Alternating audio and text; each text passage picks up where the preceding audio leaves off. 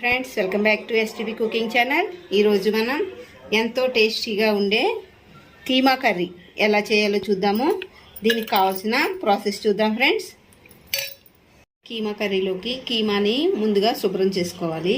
అలానే ఈ కర్రీలోకి ఒక 3 వరకు ఆనియన్ కట్ చేసుకున్నాను. అలానే ఒక 6-7 పచ్చిమిర్చి, కొంచెం కరివేపాకు, ఒక టమాటా. ఇప్పుడు మనం స్టవ్ వెలిగించుకొని ఎందులో అయితే కీమా చేయాలనుకుంటున్నామో ఆ గిన్నెలో ఆయిల్ వేసుకోవాలి సరిపోయినంత. ఈ ఆయిల్ మరిగిన తర్వాత ఇందులోకి మనం కట్ చేసి పెట్టుకున్న ఆనియన్ని యాడ్ చేసుకోవాలి.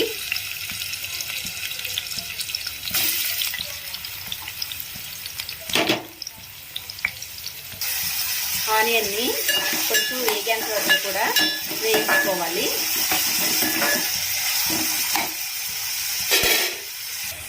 ఇలా ఆనియన్ కొంచెం వేగిన తర్వాత ఇందులోకి మనం కట్ చేసి పెట్టుకున్న పచ్చిమిర్చి అలానే కరివేపాకును కూడా యాడ్ చేద్దాము.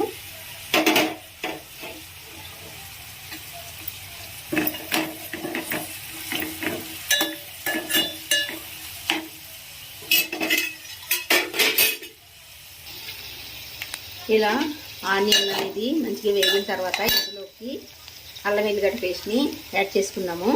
1 స్పూన్ వరకు యాడ్ చేస్తున్నాను నేను. ఇది మంచిగా పచ్చివాసన పోయేంత వరకు కూడా వేయించుకోవాలి.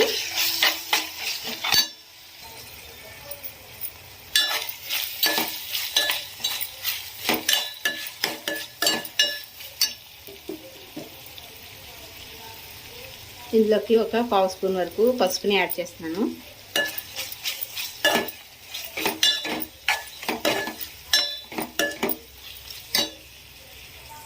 ఇందులోకి కొంచెం సాజీరాను కూడా యాడ్ చేసుకుంటున్నాను. మీకు ఇష్టమైతే యాడ్ చేయండి.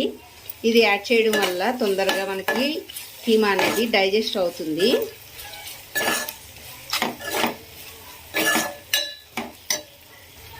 ఆనియన్ మంచిగా వేగింది కదా. ఇప్పుడు ఇందులోకి మనం ముందుగా శుభ్రం చేసి పెట్టుకున్న కీమాని యాడ్ చేద్దాము.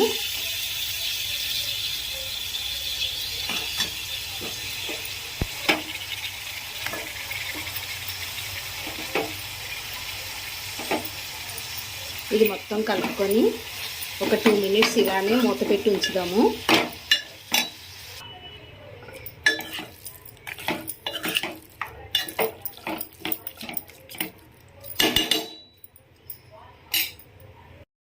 చూసారు కదా, మంచిగా మగ్గుతుంది. ఇప్పుడు ఇందులోకి 1 టేబుల్ స్పూన్ వరకు ధనియాల పౌడర్ని, అలానే ఒక 2 టేబుల్ స్పూన్ వరకు red chilli powder, 1.5 table spoon వరకు కొబ్బరి పొడి, రుచికి సరిపడినంత సాల్ట్ వేసుకొని వీటిలన్నిటిని కూడా మంచిగా కలుపుకొని ఆయిల్ సెపరేట్ అయ్యేంత వరకు కూడా మగ్గనివ్వాలి.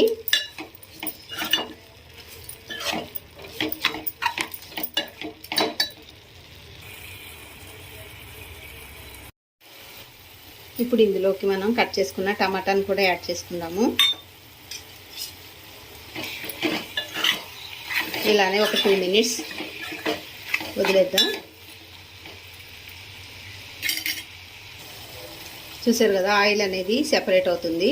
ఇప్పుడు మనం సరిపడినంత వాటర్ని యాడ్ చేసుకొని ఫస్ట్ ఒక 5 మినిట్స్ స్టవ్ని హై ఫ్లేమ్లో ఉంచి తర్వాత మనం మీడియం టు హైలోకి అడ్జస్ట్ చేసుకుందాము.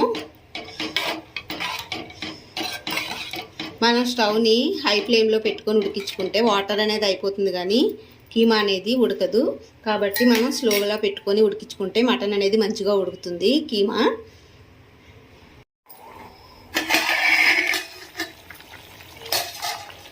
చూసారు కదా, వాటర్ అనేది ఇలా రోలింగ్ అవుతున్నప్పుడు మనం స్టవ్ని మీడియం ఫ్లేమ్లో పెట్టుకొని కీమాని మంచిగా ఉడికించుకుందాము, మధ్య మధ్యలో కలుపుకుంటూ. చూసారు కదా, ఆయిల్ అనేది మంచిగా సెపరేట్ అవుతుంది. ఇప్పుడు ఇందులో మనం కొంచెం గరం మసాలాని యాడ్ చేసుకుందాము.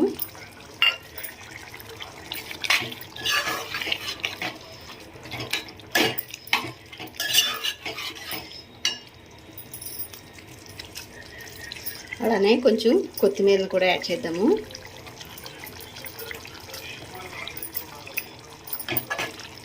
ఒక 5 మినిట్స్ ఉంచి స్టవ్ ఆఫ్ చేసుకుందాము. అంతే, ఎంతో టేస్టీగా ఉండే కీమా కర్రీ అనేది రెడీ అవుతుంది. చూసారు కదా ఫ్రెండ్స్, ఎంతో టేస్టీగా ఉండే కీమా కర్రీ అనేది రెడీ అయిపోయింది. మీకు కూడా నచ్చినట్లయితే లైక్ చేయండి ఫ్రెండ్స్, అలానే షేర్ చేయండి, మీ ఫ్రెండ్స్కి కూడా షేర్ చేయండి ఫ్రెండ్స్. Thank you.